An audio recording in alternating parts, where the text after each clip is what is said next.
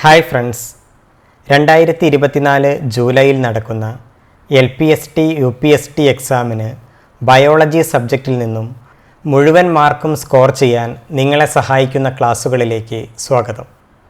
ആദ്യം നമുക്ക് UPST LPST പരീക്ഷയുടെ ബയോളജി സിലബസിൽ ഉൾപ്പെടുത്തിയിട്ടുള്ള പാഠഭാഗങ്ങൾ ഏതൊക്കെയാണെന്ന് നോക്കാം. കോശങ്ങളുടെ ഘടന, കലകൾ, കൃഷി, പരിസ്ഥിതി, വർഗീകരണം, ജനിതകശാസ്ത്രം, പ്രകാശ സംശ്ലേഷണം, ദഹന വ്യവസ്ഥ, വിസർജന വ്യവസ്ഥ, പ്രത്യുൽപാദന വ്യവസ്ഥ, നാഡീവ്യവസ്ഥ, ഇന്ദ്രിയങ്ങൾ, രോഗങ്ങളും ആരോഗ്യ പരിപാലനവും, വിറ്റാമിനുകൾ, മിനറലുകൾ, എൻസൈമുകൾ, ഹോർമോണുകൾ എന്നീ ടോപ്പിക്കുകളാണ് ബയോളജി സിലബസിൽ ഉൾപ്പെടുത്തിയിരിക്കുന്നത്. ഈ സിലബസിൽ ഉൾപ്പെടുത്തിയിട്ടുള്ള എല്ലാ ഭാഗങ്ങളും ഉൾക്കൊള്ളിച്ചുകൊണ്ടുള്ള വിശദമായ ക്ലാസുകൾ വരും ദിവസങ്ങളിൽ ഈ ചാനലിലൂടെ നിങ്ങൾക്ക് ലഭിക്കുന്നതാണ്. ഇന്നത്തെ ക്ലാസ്സിൽ നമ്മൾ ഡിസ്കസ് ചെയ്യാൻ പോകുന്നത് കോശങ്ങളുടെ ഘടന എന്ന ടോപ്പിക്കാണ്. 8ാം ക്ലാസ്സിലെ ബയോളജി ടെക്സ്റ്റ് ബുക്കിലെ കുഞ്ഞറയ്ക്കുള്ളിലെ ജീവരഹസ്യങ്ങൾ എന്ന ചാപ്റ്ററിലാണ് കോശങ്ങളുടെ ഘടന എന്ന ടോപ്പിക് ഉൾപ്പെടുത്തിയിരിക്കുന്നത്. എല്ലാവർക്കും ബയോസ്ട്രിപ്സ് മീഡിയ ചാനലിൻ്റെ ഇന്നത്തെ ക്ലാസ്സിലേക്ക് സ്വാഗതം. ആദ്യമായി നമുക്ക് ഇന്നത്തെ ക്ലാസ്സിൽ ഡിസ്കസ് ചെയ്യാൻ പോകുന്ന പ്രധാനപ്പെട്ട ടോപ്പിക്കുകൾ ഏതൊക്കെയാണെന്ന് നോക്കാം. Microscope, compound microscope, electron microscope, കോശവിജ്ഞാനീയ ചരിത്രം, കോശാംഗങ്ങൾ, മർമ്മം, ജന്തുകോശവും സസ്യകോശവും തമ്മിലുള്ള ഒരു താരതമ്യം. ഇത്രയും ടോപ്പിക്കുകളാണ് നമ്മൾ ഇന്നത്തെ ക്ലാസ്സിൽ ഡിസ്കസ് ചെയ്യാൻ പോകുന്നത്. നമ്മുടെ കണ്ണുകൾ കൊണ്ട് വ്യക്തമായി കാണാൻ കഴിയാത്ത വസ്തുക്കളെ വലുതായി കാണുന്നതിനായാണ് നമ്മൾ മൈക്രോസ്കോപ്പുകൾ ഉപയോഗിക്കുന്നത്. നമ്മുടെ ലബോറട്ടറികളിൽ നമ്മൾ സാധാരണയായി ഉപയോഗിക്കുന്ന മൈക്രോസ്കോപ്പാണ് കോമ്പൗണ്ട് മൈക്രോസ്കോപ്പ്. ഒന്നിൽ കൂടുതൽ ലെൻസുകൾ ഉപയോഗിക്കുന്നത് കൊണ്ടാണ് ഇത്തരം മൈക്രോസ്കോപ്പുകളെ കോമ്പൗണ്ട് മൈക്രോസ്കോപ്പ് എന്ന് വിളിക്കുന്നത്. ആദ്യം നമുക്ക് ഒരു കോമ്പൗണ്ട് മൈക്രോസ്കോപ്പിൻ്റെ പ്രധാനപ്പെട്ട ഭാഗങ്ങൾ ഏതൊക്കെയാണെന്ന് നോക്കാം. ഐപീസ്, നോബുകൾ, ഒബ്ജക്റ്റീവ് ലെൻസ്, സ്റ്റേജും ക്ലിപ്പും, കണ്ടൻസർ, മിറർ തുടങ്ങിയവയാണ് ഒരു കോമ്പൗണ്ട് മൈക്രോസ്കോപ്പിൻ്റെ പ്രധാനപ്പെട്ട ഭാഗങ്ങൾ. അടുത്തതായി നമുക്ക് ഈ ഭാഗങ്ങൾ ഏതൊക്കെയാണെന്നും ഈ ഭാഗത്തിൻ്റെ പ്രധാനപ്പെട്ട ധർമ്മം എന്താണെന്നും നോക്കാം. ഈ ഭാഗമാണ് ഐപീസ്. ഒരു കോമ്പൗണ്ട് മൈക്രോസ്കോപ്പിൻ്റെ ഏറ്റവും മുകളിലുള്ള ഭാഗമാണ് ഐപീസ്. ഇതിലൂടെയാണ് നിരീക്ഷിക്കുന്നയാൾ വസ്തുവിനെ നോക്കുന്നത്. താഴെയുള്ള ഈ ഒബ്ജക്റ്റീവ് ലെൻസ് രൂപപ്പെടുത്തുന്ന പ്രതിബിംബത്തെ വീണ്ടും വലുതാക്കി കാണിക്കാൻ ഐപീസ് ലെൻസ് സഹായിക്കുന്നു. ഈ ഭാഗമാണ് നോബുകൾ. നിരീക്ഷണ വസ്തുവിലേക്ക് ലെൻസിനെ ഫോക്കസ് ചെയ്യാൻ സഹായിക്കുകയാണ് ഈ രണ്ട് നോബുകൾ ചെയ്യുന്നത്. ഒരു നോബ് വലുതും ഒന്ന് ചെറുതുമായിരിക്കും. ഈ കാണുന്നവയാണ് ഒബ്ജക്റ്റീവ് ലെൻസുകൾ. നിരീക്ഷണ വസ്തുവിൻ്റെ പ്രതിബിംബം വലുതാക്കി ഐപീസ് ലെൻസിൽ പതിപ്പിക്കുന്നത് ഈ ഒബ്ജക്റ്റീവ് ലെൻസുകളാണ്. ഒരു കോമ്പൗണ്ട് മൈക്രോസ്കോപ്പിൽ വ്യത്യസ്ത ആവർത്തനശേഷിയുള്ള 3 ഒബ്ജക്റ്റീവ് ലെൻസുകൾ ഘടിപ്പിക്കാവുന്നതാണ്. വസ്തുവിനെ നിരീക്ഷിക്കുന്ന സമയത്ത് നമ്മുടെ ആവശ്യാനുസരണം നിശ്ചിത ആവർത്തനശേഷിയുള്ള ഒബ്ജക്റ്റീവ് ലെൻസ് നമുക്ക് ഉപയോഗിക്കാവുന്നതാണ്. ഈ ഭാഗമാണ് സ്റ്റേജും ക്ലിപ്പും. നിരീക്ഷണ വസ്തു എടുത്തിട്ടുള്ള സ്ലൈഡ് വയ്ക്കുന്നതിനും ആ സ്ലൈഡ് സ്ഥാനം മാറാതെ ഇരിക്കുന്നതിനും ഈ സ്റ്റേജും ക്ലിപ്പും സഹായിക്കുന്നു. ഇവിടെയാണ് കണ്ടൻസർ ലെൻസ് കാണപ്പെടുന്നത്. പ്രകാശത്തെ നിരീക്ഷണ വസ്തുവിലേക്ക് കേന്ദ്രീകരിക്കാൻ ഈ കണ്ടൻസർ ലെൻസ് സഹായിക്കുന്നു. കണ്ടൻസറിന് താഴെയായാണ് ഡയഫ്രം കാണപ്പെടുന്നത്. ഈ ഡയഫ്രമാണ് നിരീക്ഷണ വസ്തുവിലേക്കുള്ള പ്രകാശത്തിൻ്റെ അളവ് ക്രമീകരിക്കാൻ സഹായിക്കുന്നത്. ഈ കാണുന്ന ഭാഗമാണ് മിറർ. പ്രകാശ സ്രോതസ്സിൽ നിന്നും പ്രകാശത്തെ ഡയഫ്രത്തിലേക്ക് പതിപ്പിക്കുന്നത് ഈ മിററാണ്. ഈ മിററിൻ്റെ ഒരു ഭാഗത്ത് സമതല ദർപ്പണവും ഓപ്പോസിറ്റ് സൈഡിൽ കോൺകേവ് ദർപ്പണവുമായിരിക്കും കാണപ്പെടുന്നത്. സൂര്യപ്രകാശം പ്രതിപതിക്കാനായി സമതല ദർപ്പണവും കൃത്രിമ പ്രകാശം പ്രതിപതിക്കുന്നതിനായി കോൺകേവ് ദർപ്പണവുമാണ് ഉപയോഗിക്കുന്നത്. ഇത്രയുമാണ് ഒരു കോമ്പൗണ്ട് മൈക്രോസ്കോപ്പിൻ്റെ പ്രധാനപ്പെട്ട ഭാഗങ്ങളും അവയുടെ ധർമ്മവും. അടുത്തതായി നമുക്ക് ഒരു മൈക്രോസ്കോപ്പിൻ്റെ ആവർത്തന ശേഷി എന്താണെന്ന് നോക്കാം. നമ്മൾ ഉപയോഗിക്കുന്ന കോമ്പൗണ്ട് മൈക്രോസ്കോപ്പുകളിൽ അതിനകത്ത് കാണപ്പെടുന്ന ഒബ്ജക്റ്റീവ് ലെൻസുകളുടെ ആവർത്തന ശേഷി അല്ലെങ്കിൽ മാഗ്നിഫിക്കേഷൻ പവർ ആ ഒബ്ജക്റ്റീവ് ലെൻസുകളിൽ രേഖപ്പെടുത്തിയിരിക്കും. ഇതുപോലെ 10x, 45x എന്നിങ്ങനെയാണ് ആവർത്തന ശേഷി രേഖപ്പെടുത്തിയിരിക്കുന്നത്.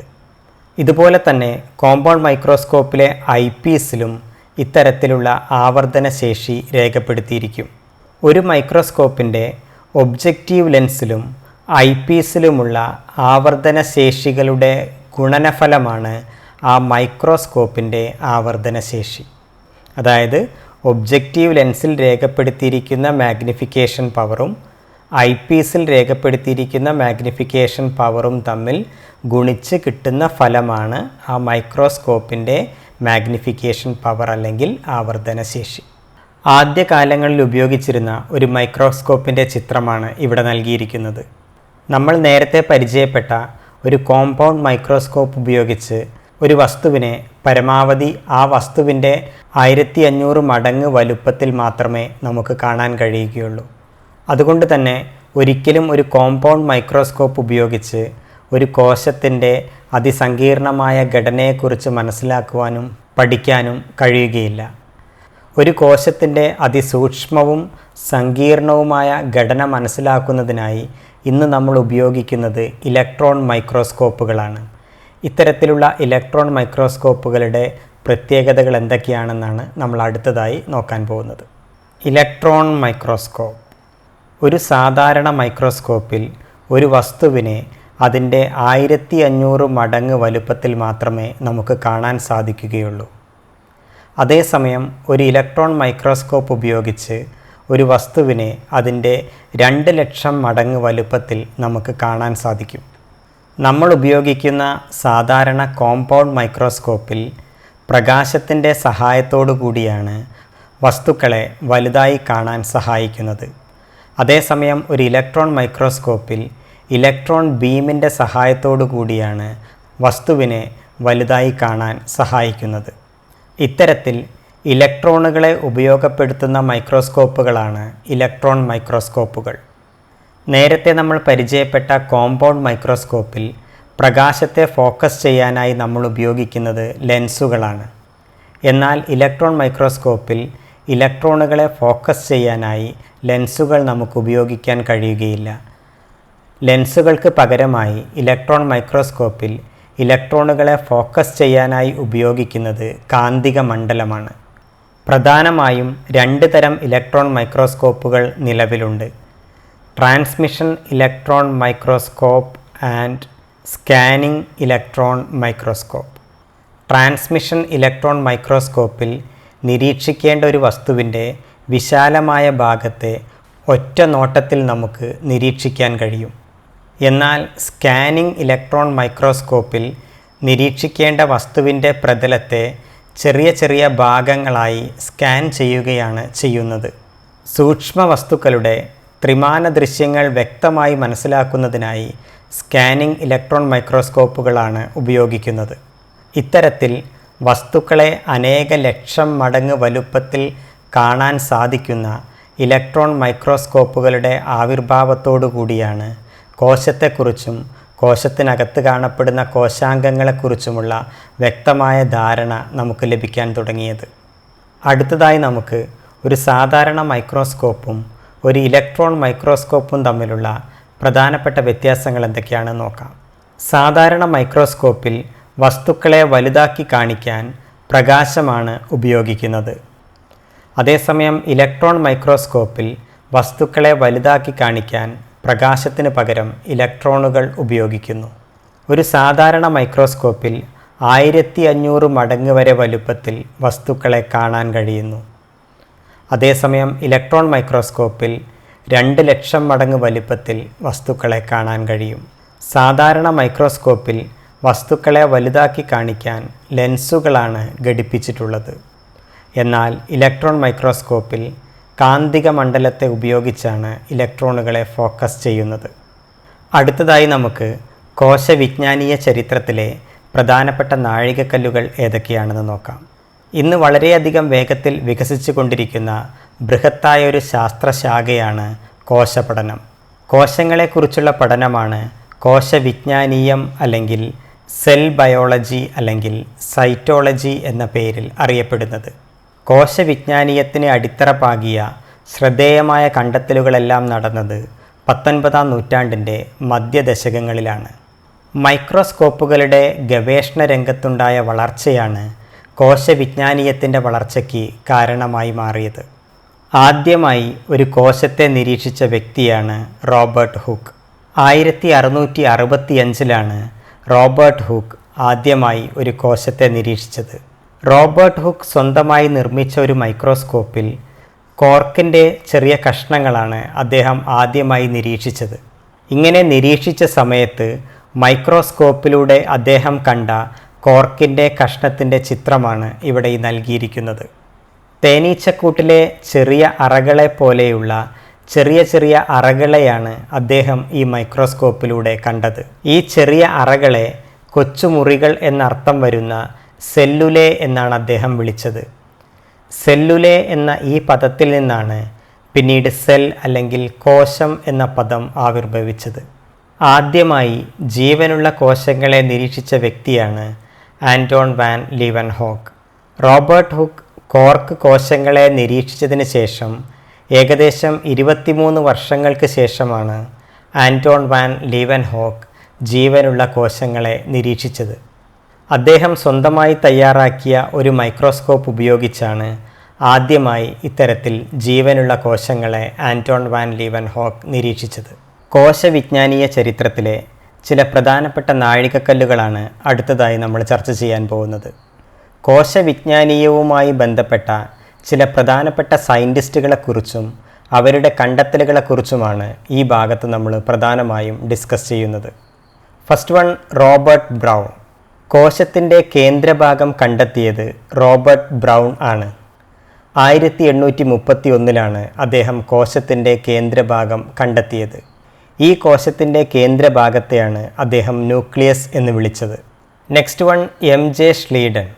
സസ്യശരീരം കോശങ്ങൾ കൊണ്ട് നിർമ്മിതമാണെന്ന് കണ്ടെത്തിയ സയൻറ്റിസ്റ്റാണ് MJ ഷ്ലീഡൻ.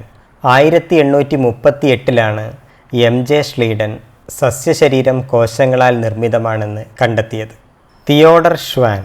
ജന്തുശരീരം കോശങ്ങൾ കൊണ്ട് നിർമ്മിതമാണെന്ന് കണ്ടെത്തിയ സയൻറ്റിസ്റ്റാണ് തിയോഡർ ഷ്വാൻ. 1839 തിയോഡർ ഷ്വാൻ ജന്തുശരീരം കോശങ്ങളാൽ നിർമ്മിതമാണെന്ന് കണ്ടെത്തിയത്. Next one, Rudolf Virchow. വിഭജിക്കുന്ന കോശങ്ങളെ നിരീക്ഷിക്കുകയും നിലവിലുള്ള കോശങ്ങളിൽ നിന്ന് മാത്രമാണ് പുതിയ കോശങ്ങൾ രൂപം കൊള്ളുന്നത് എന്ന നിഗമനം രൂപീകരിക്കുകയും ചെയ്ത സയൻറ്റിസ്റ്റാണ് റുഡോൾഫ് വിർഷോ. 1858 അദ്ദേഹം ഈ നിഗമനം രൂപീകരിച്ചത്. അതായത് നിലവിലുള്ള കോശങ്ങൾ വിഭജിച്ചാണ് പുതിയ കോശങ്ങൾ രൂപം കൊള്ളുന്നതെന്ന് കണ്ടെത്തിയ സയൻറ്റിസ്റ്റാണ് റുഡോൾഫ് വിർഷോ. അടുത്തതായി നമുക്ക് കോശ സിദ്ധാന്തം അല്ലെങ്കിൽ സെൽ തിയറി എന്താണെന്ന് നോക്കാം. കോശവിജ്ഞാനീയ മേഖലയിൽ പ്രവർത്തിക്കുന്ന വിവിധ ശാസ്ത്രജ്ഞരുടെ കണ്ടെത്തലുകളുടെ സാരാംശം കൂട്ടിച്ചേർത്തുകൊണ്ട് MJ ഷ്ലീഡനും തിയോഡർ ഷ്വാനും ചേർന്ന് രൂപപ്പെടുത്തിയ സിദ്ധാന്തമാണ് കോശ സിദ്ധാന്തം അല്ലെങ്കിൽ സെൽ തിയറി എന്നറിയപ്പെടുന്നത്. പ്രധാനമായും 2 ആശയങ്ങളാണ് കോശ സിദ്ധാന്തം മുന്നോട്ട് വച്ചത്. ഫസ്റ്റ് വൺ, എല്ലാ ജീവശരീരവും കോശനിർമ്മിതമാണ്. സെക്കൻഡ് വൺ, ജീവികളുടെ ഘടനാപരവും ജീവധർമ്മപരവുമായ അടിസ്ഥാന ഘടകങ്ങളാണ് കോശങ്ങൾ. ഈ 2 പ്രധാനപ്പെട്ട ആശയങ്ങളാണ് കോശ സിദ്ധാന്തം മുന്നോട്ട് വച്ചത്. നമ്മുടെ ശരീരത്തിൽ വിവിധ കോശങ്ങൾ നിർവഹിക്കുന്ന ചില പ്രധാനപ്പെട്ട ജീവധർമ്മങ്ങളാണ് ഇവിടെ കാണിച്ചിരിക്കുന്നത്. അന്യവസ്തുക്കളെ പ്രതിരോധിക്കുന്നു, അതുപോലെ പോഷകങ്ങളിൽ നിന്ന് ഊർജം സ്വതന്ത്രമാക്കുന്നു, ജൈവ തന്മാത്രകൾ നിർമ്മിക്കുന്നു തുടങ്ങി നിരവധി ജീവധർമ്മങ്ങൾ കോശങ്ങൾ നമ്മുടെ ശരീരത്തിൽ നിർവഹിച്ചു കൊണ്ടിരിക്കുന്നു. ഇത്തരം വ്യത്യസ്ത ധർമ്മങ്ങൾ നിർവഹിക്കുന്നതിന് വേണ്ടി വളരെ സങ്കീർണമായ ഘടനയോടുകൂടിയാണ് കോശങ്ങൾ കാണപ്പെടുന്നത്. ഓരോ ജീവധർമ്മവും നിർവഹിക്കുന്നതിന് വേണ്ടി ഒരു കോശത്തിൽ പ്രത്യേകം ഭാഗങ്ങൾ കാണപ്പെടുന്നുണ്ട്. ഇത്തരത്തിൽ വ്യത്യസ്ത ധർമ്മങ്ങൾ നിർവഹിക്കുന്നതിനായി ഒരു സസ്യകോശത്തിൽ കാണപ്പെടുന്ന വിവിധ ഭാഗങ്ങളാണ് ഇവിടെ കാണിച്ചിരിക്കുന്നത്. മർമ്മം, കോശസ്തരം, റൈബോസോം, എൻഡോപ്ലാസ്മിക് റെറ്റിക്കുലം, കോശദ്രവ്യം, ഹരിതകണം, ഗോൾജി കോംപ്ലക്സ്, ഫേനം, മൈറ്റോകോൺട്രിയോൺ, കോശഭിത്തി തുടങ്ങിയ ഭാഗങ്ങളാണ് പ്രധാനമായും ഒരു സസ്യകോശത്തിൽ കാണപ്പെടുന്നത്. അടുത്തതായി നമുക്ക് ജീവദ്രവ്യവും കോശദ്രവ്യവും തമ്മിലുള്ള വ്യത്യാസം എന്താണെന്ന് നോക്കാം. ഒരു കോശത്തിൻ്റെ ഏറ്റവും പുറമേയുള്ള ആവരണമാണ് കോശസ്തരം. ഈ കോശസ്തരത്തിനുള്ളിലെ എല്ലാ പദാർത്ഥങ്ങളെയും ചേർത്ത് പറയുന്ന പേരാണ് ജീവദ്രവ്യം അല്ലെങ്കിൽ പ്രോട്ടോപ്ലാസം. അതേസമയം ഈ ജീവദ്രവ്യത്തിൽ മർമ്മം ഒഴികെയുള്ള ഭാഗത്തെയാണ് കോശദ്രവ്യം അല്ലെങ്കിൽ സൈറ്റോപ്ലാസം എന്ന് വിളിക്കുന്നത്. അതായത് കോശത്തിൻ്റെ ഏറ്റവും പുറമേയുള്ള സ്തരമായ കോശസ്തരത്തിനുള്ളിൽ കാണപ്പെടുന്ന എല്ലാ പദാർത്ഥങ്ങളെയും ചേർത്ത് നമ്മൾ വിളിക്കുന്ന പേരാണ് പ്രോട്ടോപ്ലാസം അല്ലെങ്കിൽ ജീവദ്രവ്യം. ഈ ജീവദ്രവ്യത്തിൽ മർമ്മം ഒഴികെയുള്ള ഭാഗത്തെയാണ് സൈറ്റോപ്ലാസം അല്ലെങ്കിൽ കോശദ്രവ്യം എന്ന് വിളിക്കുന്നത്. നേരത്തെ നമ്മൾ പറഞ്ഞു ഒരു കോശത്തിൽ ജീവധർമ്മങ്ങൾ നിർവഹിക്കുന്നതിനായി വ്യത്യസ്ത ഭാഗങ്ങൾ കാണപ്പെടുന്നു എന്ന്. ഇത്തരത്തിൽ വിവിധ ജീവൽ പ്രവർത്തനങ്ങൾ നിർവഹിക്കുന്നതിനായി കോശദ്രവ്യത്തിൽ കാണപ്പെടുന്ന ഈ സവിശേഷ ഘടകങ്ങളെയാണ് കോശാംഗങ്ങൾ അല്ലെങ്കിൽ സെൽ ഓർഗനൽസ് എന്ന് വിളിക്കുന്നത്. ജീവധർമ്മങ്ങൾ നിർവഹിക്കുന്നതിനായി സൈറ്റോപ്ലാസത്തിൽ കാണപ്പെടുന്ന ഈ സവിശേഷ ഘടകങ്ങളെ പറയുന്ന പേരാണ് സെൽ ഓർഗനൽസ് അല്ലെങ്കിൽ കോശാംഗങ്ങൾ. അടുത്തതായി നമ്മൾ ഒരു കോശത്തിലെ പ്രധാനപ്പെട്ട കോശാംഗങ്ങൾ ഏതൊക്കെയാണെന്നും അവയുടെ പ്രധാനപ്പെട്ട ധർമ്മങ്ങൾ എന്തൊക്കെയാണെന്നുമാണ് നോക്കാൻ പോകുന്നത്. First one, mitochondrion. മൈറ്റോകോൺട്രിയോൺ എന്ന കോശാംഗത്തിൻ്റെ ഘടനയാണ് ഇവിടെ ഈ കാണിച്ചിരിക്കുന്നത്. കോശത്തിലെ ഊർജ നിലയം അല്ലെങ്കിൽ power house of the cell എന്നറിയപ്പെടുന്ന കോശാംഗമാണ് മൈറ്റോകോൺട്രിയോൺ. നമ്മുടെ കോശങ്ങളിൽ ഊർജ നിർമ്മാണത്തിനും ഈ നിർമ്മിച്ച ഊർജത്തെ സംഭരിച്ച് വയ്ക്കുന്നതിനും സഹായിക്കുന്ന കോശാംഗങ്ങളാണ് മൈറ്റോകോൺട്രിയോൺ. കോശങ്ങൾക്ക് ആവശ്യമുള്ള ഊർജം നിർമ്മിക്കുന്നതിനും ആ ഊർജം സംഭരിച്ച് വയ്ക്കുന്നതിനും സഹായിക്കുന്ന കോശാംഗമാണ് മൈറ്റോകോൺട്രിയോൺ. ഊർജ ആവശ്യം കൂടുതലുള്ള കരൾ, തലച്ചോറ്, പേശികൾ എന്നിവയിലെ കോശങ്ങളിലാണ് കൂടുതലായി മൈറ്റോകോൺട്രിയോൺ കാണപ്പെടുന്നത്. നെക്സ്റ്റ് വൺ, എൻഡോപ്ലാസ്മിക് റെറ്റിക്കുലം അല്ലെങ്കിൽ അന്തർദ്രവ്യജാലിക. ഒരു എൻഡോപ്ലാസ്മിക് റെറ്റിക്കുലമാണ് ഈ ഡയഗ്രത്തിൽ കാണിച്ചിരിക്കുന്നത്. കോശത്തിനുള്ളിലെ സഞ്ചാരപാത എന്നറിയപ്പെടുന്ന കോശാംഗമാണ് എൻഡോപ്ലാസ്മിക് റെറ്റിക്കുലം അല്ലെങ്കിൽ അന്തർദ്രവ്യജാലിക. കോശത്തിനുള്ളിൽ പദാർത്ഥ സംവഹനം നടക്കുന്നത് ഈ എൻഡോപ്ലാസ്മിക് റെറ്റിക്കുലം വഴിയാണ്. അതുകൊണ്ടാണ് ഈ കോശാംഗത്തെ കോശത്തിനുള്ളിലെ സഞ്ചാരപാത എന്ന് വിളിക്കുന്നത്. അതുപോലെ തന്നെ കോശത്തിന് ദൃഢതയും ആകൃതിയും നൽകുന്നതിനാൽ കോശാസ്ഥികൂടം എന്ന പേരിലും അന്തർദ്രവ്യജാലിക അറിയപ്പെടുന്നു. കോശത്തിനുള്ളിലെ സഞ്ചാരപാത എന്നും കോശാസ്ഥികൂടം എന്നും അറിയപ്പെടുന്ന കോശാംഗമാണ് എൻഡോപ്ലാസ്മിക് റെറ്റിക്കുലം അല്ലെങ്കിൽ അന്തർദ്രവ്യജാലിക. Next one, ribosome. റൈബോസോമിൻ്റെ ഘടനയാണ് ഇവിടെ കാണിച്ചിരിക്കുന്നത്. കോശത്തിലെ മാംസ്യ നിർമ്മാണ കേന്ദ്രം എന്നറിയപ്പെടുന്ന കോശാംഗമാണ് റൈബോസോം. നമ്മുടെ കോശത്തിൽ പ്രോട്ടീൻ്റെ നിർമ്മാണം നടക്കുന്ന ഭാഗങ്ങളാണ് റൈബോസോമുകൾ. കോശത്തിലെ മാംസ്യ നിർമ്മാണ കേന്ദ്രങ്ങളായ റൈബോസോമുകൾ എൻഡോപ്ലാസ്മിക് റെറ്റിക്കുലത്തോട് ചേർന്നോ അല്ലെങ്കിൽ കോശദ്രവ്യത്തിൽ സ്വതന്ത്രമായോ കാണപ്പെടുന്നു.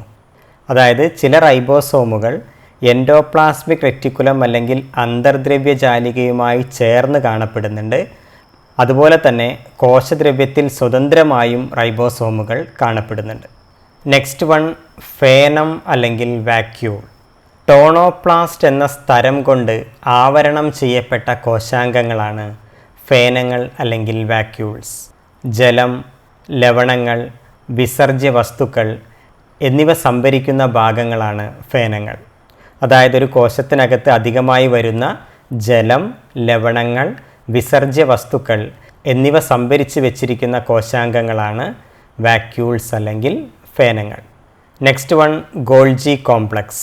രാസാഗ്നികൾ അല്ലെങ്കിൽ എൻസൈമുകൾ, ഹോർമോണുകൾ, ശ്ലേഷ്മരസം അല്ലെങ്കിൽ മ്യൂക്കസ് തുടങ്ങിയ കോശസ്രവങ്ങളെ ചെറുസ്തരസഞ്ചികളിലാക്കി മാറ്റാൻ സഹായിക്കുന്ന കോശാംഗങ്ങളാണ് ഗോൾജി കോംപ്ലക്സുകൾ.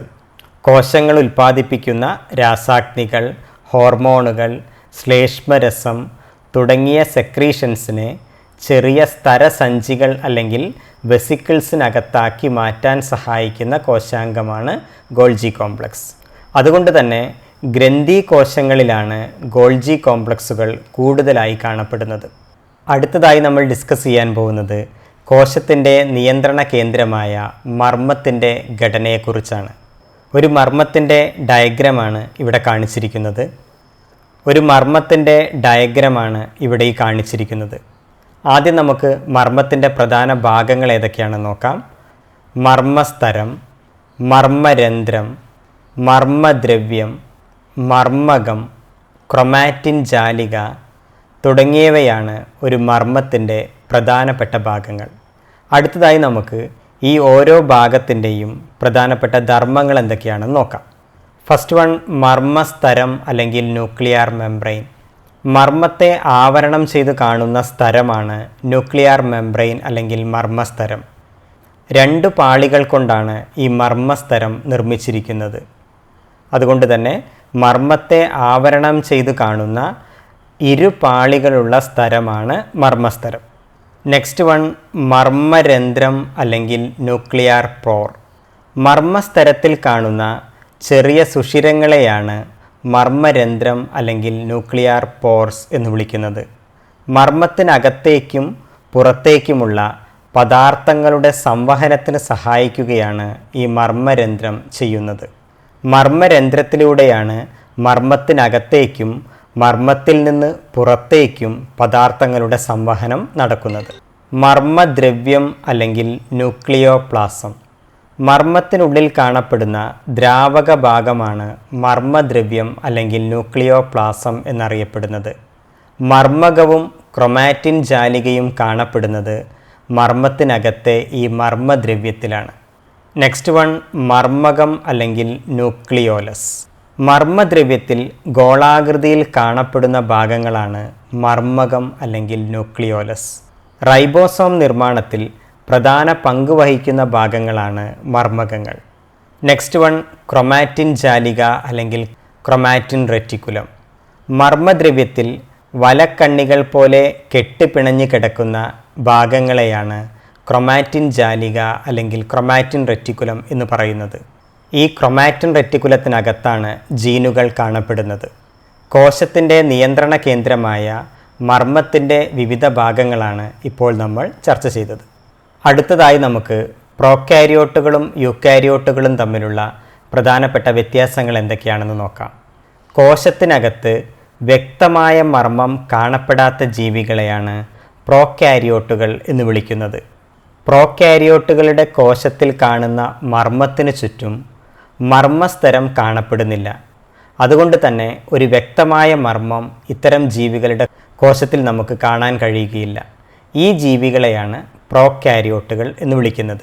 ബാക്ടീരിയ, സയനോബാക്ടീരിയ, മൈക്കോപ്ലാസ്മ തുടങ്ങിയവയെല്ലാം പ്രോകാരിയോട്ടുകൾക്ക് ഉദാഹരണങ്ങളാണ്. എന്നാൽ കോശത്തിനുള്ളിൽ ഒരു കോശസ്തരം കൊണ്ട് ആവരണം ചെയ്യപ്പെട്ട ഒരു വ്യക്തമായ മർമ്മം കാണപ്പെടുന്ന ജീവികളെയാണ് യൂക്കാരിയോട്സ് അല്ലെങ്കിൽ യൂക്കാരിയോട്ടുകൾ എന്ന് വിളിക്കുന്നത്. അതായത് യൂക്കാരിയോട്ടുകൾ എന്നറിയപ്പെടുന്ന ജീവികളുടെ കോശങ്ങളിൽ കാണപ്പെടുന്ന മർമ്മത്തിനു ചുറ്റും ഒരു മർമ്മസ്തരം കാണപ്പെടുന്നത് കൊണ്ട് ഒരു വ്യക്തമായ മർമ്മം നമുക്ക് ഈ കോശങ്ങളിൽ കാണാൻ കഴിയും. ഇത്തരം ജീവികളാണ് യൂക്കാരിയോട്ടുകൾ. അമീബ, ജന്തുക്കൾ, സസ്യങ്ങൾ തുടങ്ങിയവയെല്ലാം യൂക്കാരിയോട്ടുകൾക്ക് ഉദാഹരണങ്ങളാണ്. അടുത്തതായി നമുക്ക് കോശത്തിനു ചുറ്റും കോശാംഗങ്ങൾക്ക് ചുറ്റും കാണപ്പെടുന്ന ജീവസ്തരങ്ങളുടെ പ്രത്യേകതകൾ എന്തൊക്കെയാണെന്ന് നോക്കാം. കോശത്തിന് ചുറ്റും കാണുന്ന സ്തരാവരണമാണ് കോശസ്തരം എന്ന് പറയുന്നത്.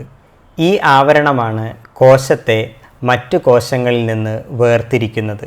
അതുപോലെ കോശത്തിനുള്ളിൽ കാണപ്പെടുന്ന മർമ്മത്തിന് ചുറ്റും അതുപോലെ കോശദ്രവ്യത്തിൽ കാണപ്പെടുന്ന മറ്റു കോശാംഗങ്ങൾക്ക് ചുറ്റുമെല്ലാം സ്തരാവരണങ്ങൾ കാണപ്പെടുന്നുണ്ട്. വ്യത്യസ്ത കോശങ്ങൾ തമ്മിലും കോശത്തിനകത്ത് കാണപ്പെടുന്ന കോശാംഗങ്ങളും കോശദ്രവ്യവും തമ്മിലുള്ള പദാർത്ഥ വിനിമയം നിയന്ത്രിക്കുന്നത് കോശാംഗങ്ങൾക്ക് ചുറ്റും കാണപ്പെടുന്ന ആവരണങ്ങളാണ്. ഈ ആവരണങ്ങളെയാണ് ജീവസ്തരങ്ങൾ എന്ന് വിളിക്കുന്നത്. ഈ ജീവസ്തരങ്ങൾ എല്ലാ പദാർത്ഥങ്ങളെയും കടത്തിവിടുന്നവയല്ല. ആവശ്യമുള്ള പദാർത്ഥങ്ങളെ മാത്രം കടത്തിവിടുന്നവയാണ് ഈ സ്തരാവരണങ്ങൾ. അതുകൊണ്ട് ഈ സ്തരങ്ങളെ വരണതാര്യസ്തരങ്ങൾ അല്ലെങ്കിൽ സെലക്റ്റീവ്ലി പെർമിയബിൾ മെംബ്രെയിൻസ് എന്നാണ് വിളിക്കുന്നത്.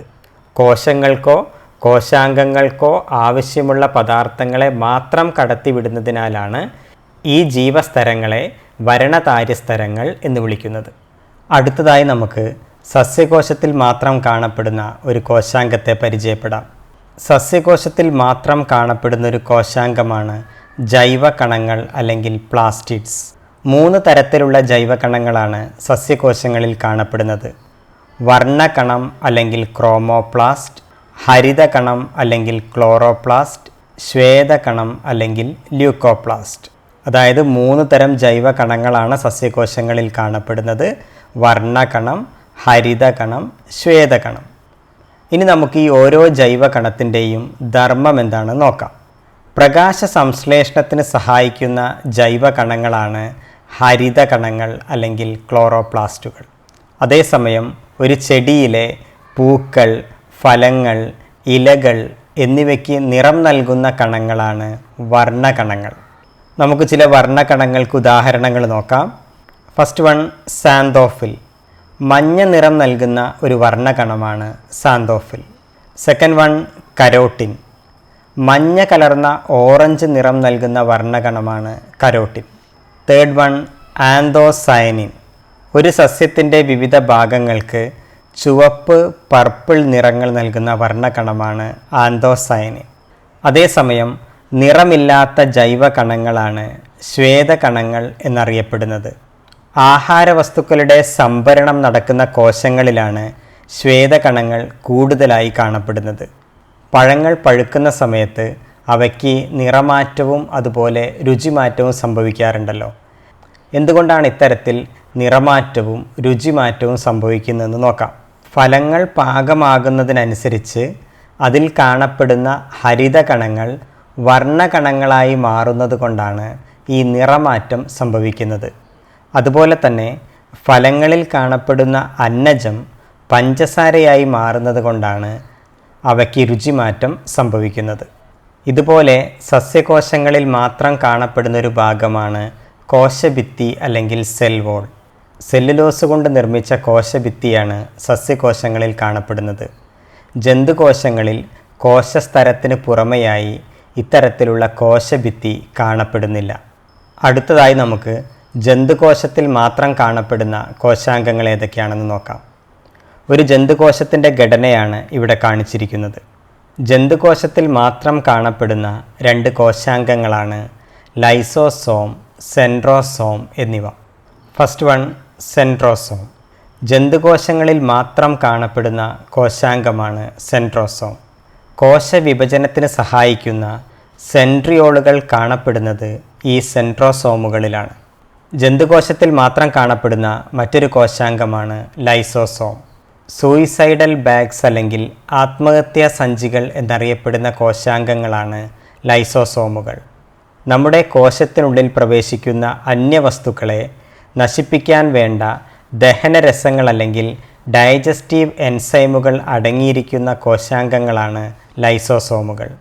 അവസാനമായി ജന്തുകോശവും സസ്യകോശവും നമുക്കൊന്ന് താരതമ്യം ചെയ്തു നോക്കാം. സസ്യകോശത്തിൽ കോശസ്തരത്തിന് പുറമേയായി സെല്ലുലോസ് കൊണ്ട് നിർമ്മിച്ച ഒരു കോശഭിത്തി കാണപ്പെടുന്നുണ്ട്. എന്നാൽ ജന്തുകോശത്തിൽ ഇത്തരത്തിലുള്ള കോശഭിത്തി കാണപ്പെടുന്നില്ല. അതുപോലെ തന്നെ ജൈവകണങ്ങൾ സസ്യകോശത്തിൽ മാത്രം കാണപ്പെടുന്നവയാണ്. അതുപോലെ വലിയ ഫേനങ്ങൾ സസ്യകോശങ്ങളിൽ മാത്രമാണ് കാണപ്പെടുന്നത്. ജന്തുകോശങ്ങളിൽ കാണപ്പെടുന്ന ഫേനങ്ങൾ വളരെ ചെറിയ ഫേനങ്ങളാണ്. അതേസമയം ജന്തുകോശത്തിൽ മാത്രം കാണപ്പെടുന്ന 2 കോശാംഗങ്ങളാണ് ലൈസോസോമും സെൻട്രോസോമും. ഈ 2 കോശാംഗങ്ങളും സസ്യകോശത്തിൽ കാണപ്പെടുന്നില്ല. ഇത്രയും കാര്യങ്ങളാണ് പ്രധാനമായും ഈ ചാപ്റ്ററിൽ ഉൾപ്പെടുത്തിയിരിക്കുന്നത്. ഈ ഒരു ടോപ്പിക്കുമായി ബന്ധപ്പെട്ട എല്ലാ കാര്യങ്ങളും നമ്മൾ ഈ വീഡിയോയിൽ ഡിസ്കസ് ചെയ്തിട്ടുണ്ട്. നെക്സ്റ്റ് ടോപ്പിക്കുമായി അടുത്ത വീഡിയോയിൽ നമുക്ക് വീണ്ടും കാണാം. ബൈ.